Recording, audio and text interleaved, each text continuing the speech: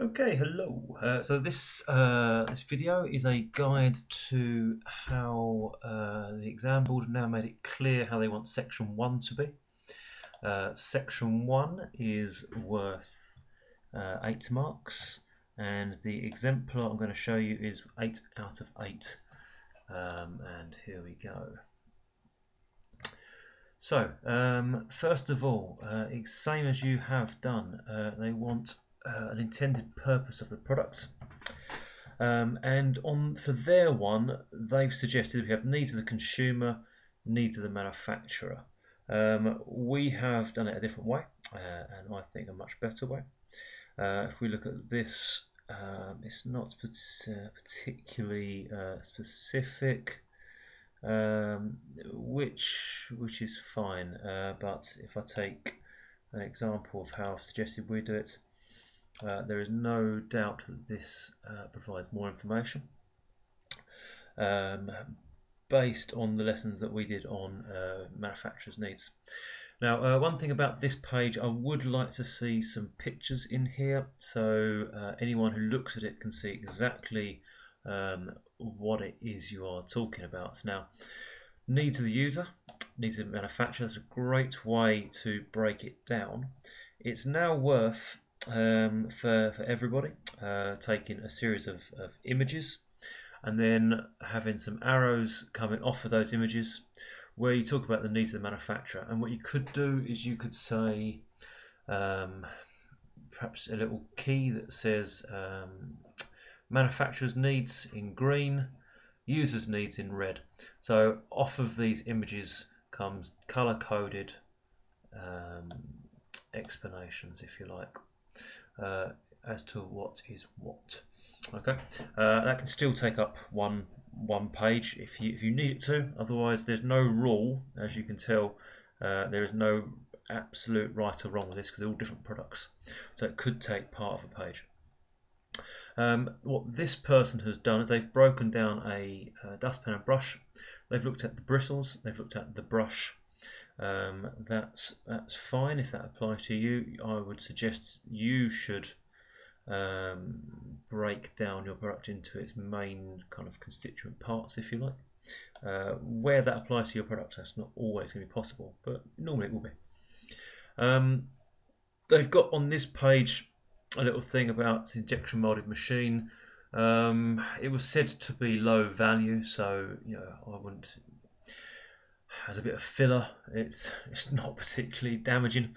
I don't feel you have to do this here, particularly because we do it later on anyway when we look at the way it's manufactured later on. So it's an unnecessary repetition.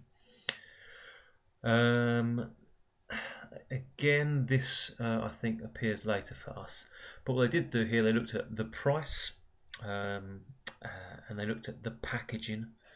On the next page, they looked at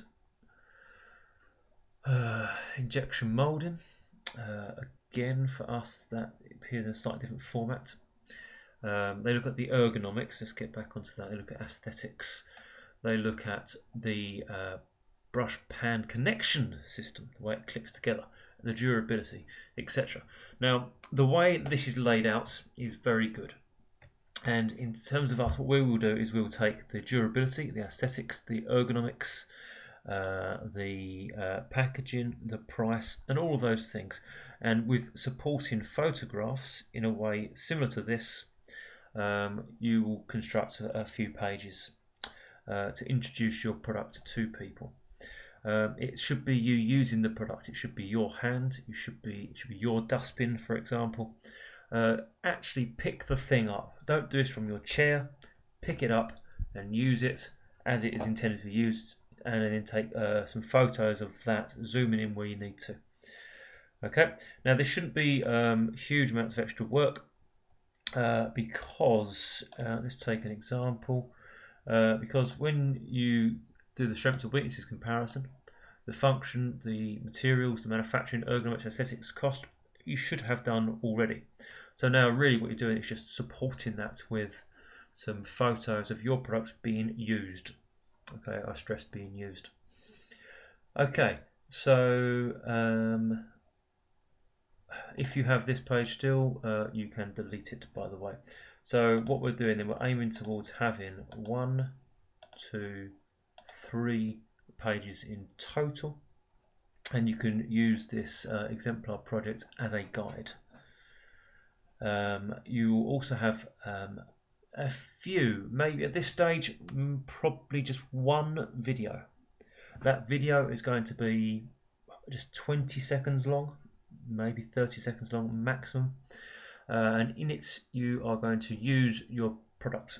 You can use it, you can be talking about many different things. I would definitely focus on functionality.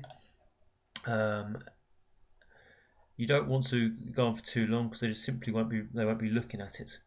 But if you want to talk about how it's kind of how it sweeps things, how it's intended to be used, and then how it connects back, just very quickly. When you speak onto this video, you must make sure that you speak very concisely. Do not start with do not have any kind of street talk in it. You want to really, you want to be using your best speaking voice. And I know that that's not great a thing to say, but I do feel that judgments could be made, not by me, but it's just the way of the world. So make sure that you you speak concisely and clearly when you introduce your products. If people come in and just double click it and it's a bit slapdash, and they may make a judgment. That's just the way it is. Okay, so there's 3 pages with 1 or maybe 2 videos as per that is section 1.